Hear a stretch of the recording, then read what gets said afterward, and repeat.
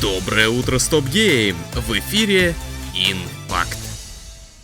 Страсти вокруг Assassin's Creed Shadows никак не улягутся. До сих пор часть поклонников возмущается решениями Ubisoft, а именно введением темнокожего персонажа в качестве главного героя в игре, посвященной Японии. Многие видят в этом попытку угодить повесточке, но арт-директор проекта Тьерри Дансера, который корпит над ассасинской серией еще со времен Brotherhood, заявил, что это было творческое решение. Разработчики намерены создать лучший опыт для игроков, и немалую работу с привлечением экспертов, в том числе из Осаки и Токио, юбики проделали по части изображения избранных эпохи и места. По словам Дансера, шумиха в соцсетях — это не всегда плохо, но кое-кого высказывания мамкиных хейтеров из интернетов все-таки задели за живое.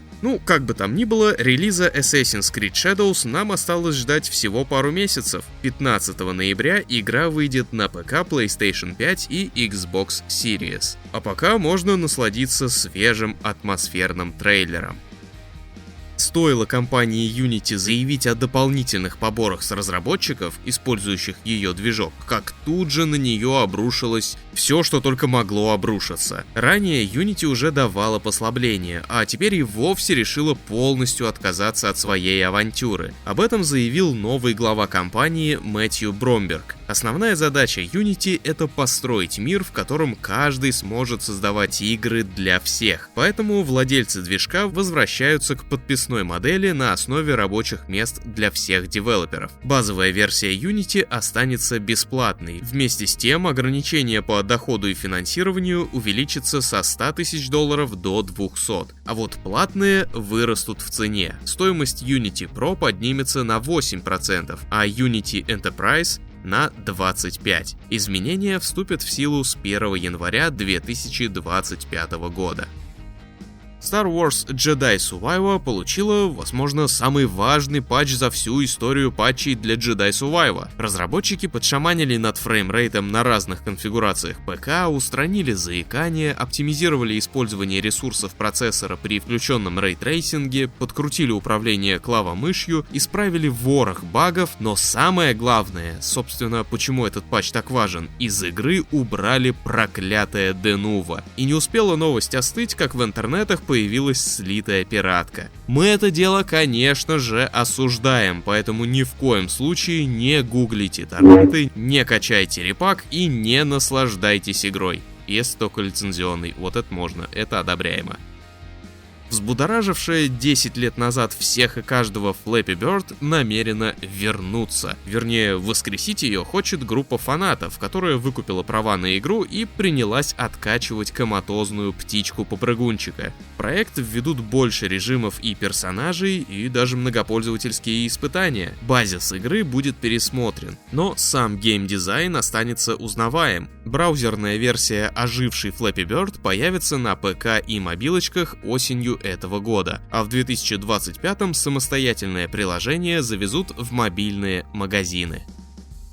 Журналисты получили в свои шаловливые руки демо-версию Crimson Desert. Так что теперь мы имеем аж 50 минут геймплея в открытом доступе и первые впечатления поигравших. Сообщают, что боевая система представляет собой нечто среднее между God of War и Dragon's Dogma. Открытый мир наполнен лагерями, замками и аванпостами, в которые можно забраться. А сделать это можно и без боя, просто переодевшись в какой-нибудь специфический костюм. Сюжет называют масштабным и эпическим. Герой, мол, не просто зачищает аванпосты, а спасает мир или даже мультивселенную от сил хаоса. Противников можно устранять одним ударом, войдя в режим скрытности. Дополнительные квесты пересекаются и взаимодополняют друг друга, выстраивая общую повествовательную нить. Кроме того, отмечают наличие большого количества босс-файтов. Некоторые из них навевают воспоминания о Shadow of the Colossus. Ну и, наконец, графон. А графон хорош, в особенности частицы и анимации. Полностью геймплейную запись смотрите в новости по ссылке. Crimson Desert должна выйти на ПК и пока не названных консолях когда-то в будущем.